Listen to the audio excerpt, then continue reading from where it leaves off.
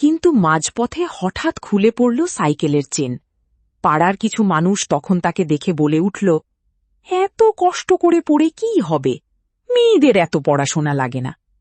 মেঘলা কারো কথায় কান দিল না।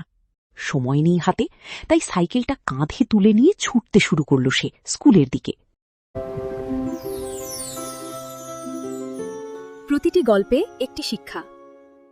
ভোরের কুয়াশা তখনও গ্রামের বুক জুড়ে লেপ্টে আছে।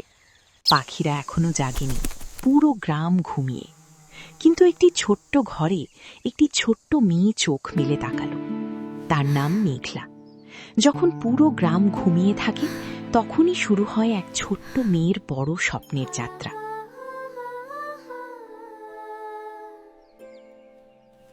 মেঘলা বিছানা ছেড়ে উঠে ঘর ঝাড় দিতে শুরু করল। প্রতিদিনের মতোই তার দিন শুরু হয় কাজ দিয়ে। মা রান্নাঘরে চুলার পাশে বসে রান্না করছেন, মেঘলা পাশে বসে মাকে হাতে হাতে সাহায্য করছে। এদিকে বাবা কোদাল কাঁধে নিয়ে মাঠে কাজ করতে বেরিয়ে পড়লেন। সংসারের ভার তার কাঁধে। কাজ সেরে মেঘলা তার পুরনো স্কুল ব্যাগটা গুছিয়ে নিল। তারপর উঠোনে গিয়ে পরিষ্কার করতে বসল তার সেই মরিচা ধরা পুরনো সাইকেলটা। এই সাইকেলই তাকে প্রতিদিন নিয়ে যায় স্বপ্নের দিকে। সাইকেলে চড়ে মেঘলা রওনা দিল গ্রামের কাঁচা রাস্তা ধরে। কিন্তু পথ তো আর সবসময় সহজ হয় না। কাদায় ভরা রাস্তা দেখে সাইকেল থেকে নেমে হাঁটতে হলো তাকে। একটা ছোট্ট সেতু পেরিয়ে অবশেষে সে পৌঁছালো নদীর ঘাটে। নদী পার হতে হবে, তাই সাইকেলটা নৌকায় তুলে নিল মেঘলা। শান্ত নদীর জলে ভেসে ভেসে সে পৌঁছালো ওপারে। আবার সাইকেলে চড়ে এগিয়ে চলল স্কুলের দিকে।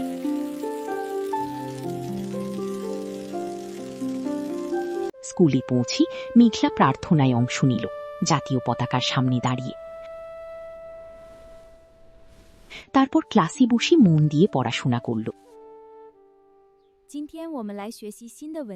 শিক্ষক যখন প্রশ্ন করলেন, মেঘলা নির্ভুল উত্তর দিল সবার সামনে। ধন্যবাদ শিক্ষিকা, এবার বাকি ছাত্রছাত্রীরা মন দাও। টিফিনের সময় অন্য বন্ধুরা যখন মাঠে খেলছি, মেঘলা তখন গাছের ছায়ায় বসে লাইব্রেরির বই পড়ছে, কারণ তার স্বপ্ন যে অনেক বড়। স্কুল শেষে আবার সেই দীর্ঘ পথ পেরিয়ে বাড়ি ফিরল মেঘলা। মাকে রান্নার কাজে সাহায্য করল, আর সন্ধ্যায় ক্লান্ত শরীরে বাড়ি ফিরলেন বাবা। রাতের বেলা কূপের মৃদু আলোয় বসে পড়াশোনা চালিয়ে গেল মেঘলা। বাইরে তখন ঝড় বৃষ্টি শুরু হলো, কিন্তু তার মনোযোগে এতটুকু ছেদ পড়ল না। এলো পরীক্ষার দিন। ভোরবেলাতেই সাইকেলে চড়ে বেরিয়ে পড়ল মেঘলা।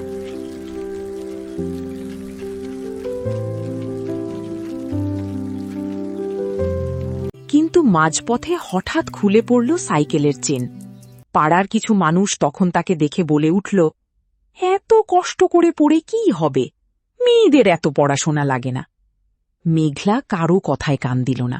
সময় নেই হাতে, তাই সাইকেলটা কাঁধে তুলে নিয়ে ছুটতে শুরু করল সে স্কুলের দিকে।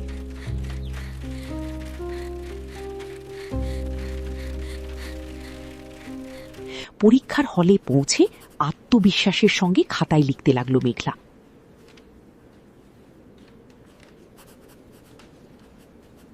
তারপর এলো সেই দিন, ফলাফল প্রকাশের দিন। নোটিশ বোর্ডের সামনে ভিড় জমালো সবাই। আর যখন দেখা গেল মেঘলার নাম প্রথম স্থানে, চারদিকে উঠল আনন্দের হাততালি। I can't believe it! First place! Yay! Congratulations, Meghla! Thank you, everyone! শিক্ষক তার হাতে তুলে দিলেন মেডেল আর সার্টিফিকেট। বাবা মায়ের চোখে তখন আনন্দের জল। বছর ঘুরে গেল। আজ সেই মেঘলা নিজেই একজন শিক্ষিকা। একই গ্রামের ছোট্ট ছোট্ট শিশুদের পড়াচ্ছে, তাদের চোখেও এখন স্বপ্নের আলো জ্বালাচ্ছে।